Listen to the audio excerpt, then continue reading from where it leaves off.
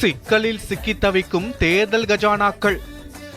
தேர்தல் களம் ஒரு பக்கம் சூடாகிட்டு இருக்கிறப்போ மறுபக்கம் அடுத்தது என்னங்கிற சஸ்பென்ஸோட காத்திருக்காங்களாம் தேர்தல் செலவுக்கு கை கொடுக்கிற கஜானாக்கள். என்னதான் வெளியில வீராப்பா பேசினாலும் தலைமைக்கும் உள்ளூர உதைப்புதானாம்.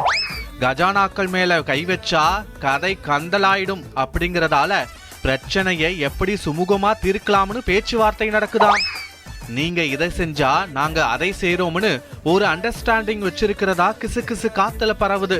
தேர்தல் நேரத்துல கைது அது இதுன்னு ஏதாவது நடந்தா நமக்கு அனுதாப ஓட்டு கிடைக்க வாய்ப்பு இருக்குன்னு இன்னொரு கணக்கும் உள்ளுக்குள்ளே ஓடுதாம். தேர்தல்ல செலவு செய்யணும், அதுக்கு பணப்புழக்கம் வேணும்.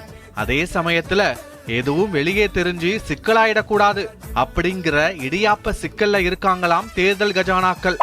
கஜானாக்களை காலி செஞ்சிடணும், இல்லாட்டி திறக்க விடாமல் பூட்டி சாவியை கையிலே எடுத்துக்கணும் அப்படின்னு எதிர்த்தரப்பு அவங்க கூட்டணி மேலிடத்துக்கு பிரஷர் கொடுக்குதாம்.